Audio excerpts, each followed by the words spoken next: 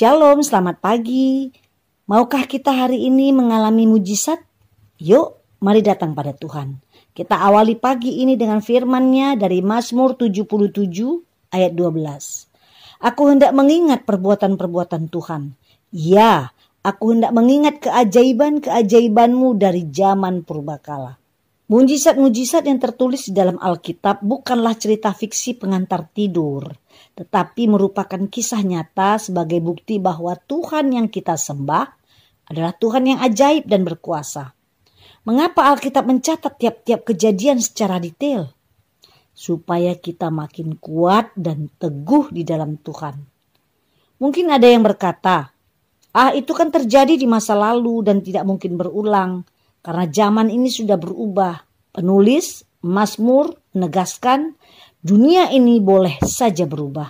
Tapi kuasa Tuhan tidak pernah berubah. Kekal untuk selama-lamanya. Langit dan bumi akan berlalu. Tetapi perkataanku tidak akan berlalu.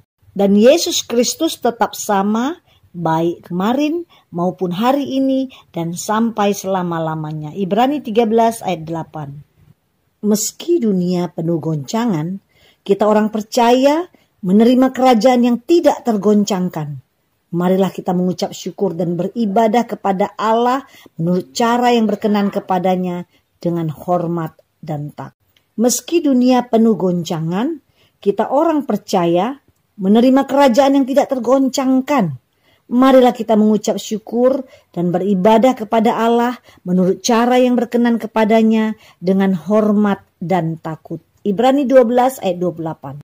Kalau kita percaya, hari ini pun kita akan mengalami mujizat itu. Contoh mujizat di masa lampau tertulis dalam 2 Raja-Raja 4 ayat 1-7. Ini kisah seorang janda miskin yang sedang mengalami persoalan berat. Dia berhutang banyak, menghadapi penagih hutang, dan anaknya hendak diambil sebagai jaminan. Dalam keadaan terjepit mengadulah ia kepada Elisa, nabi yang mendapat pengurapan 2 kali lipat. Elisa pun bertanya, "Apa yang kau punya?" Maka janda itu menjawab bahwa ia hanya punya sedikit minyak dalam buli-buli. Lalu Elisa memerintahkan janda itu untuk mengumpulkan bejana kosong sebanyak-banyaknya sampai ia harus meminjam kepada tetangganya.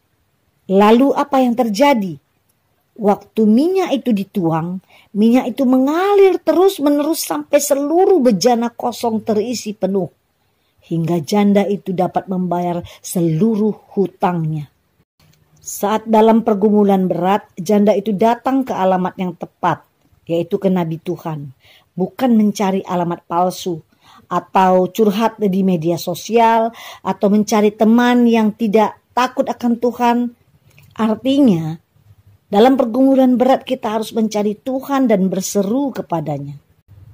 Saat diperintahkan mengumpulkan bejana-bejana kosong, janda ini pun taat.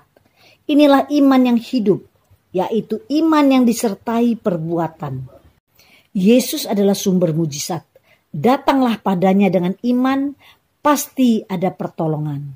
Saudaraku, tidak ada yang tidak mungkin bagi Tuhan. Mujizat bisa terjadi saat ini, hari ini, sekarang. Bila kau percaya kepada Tuhan, datang dan berseru kepadanya. Selamat beraktivitas, Tuhan Yesus memberkati.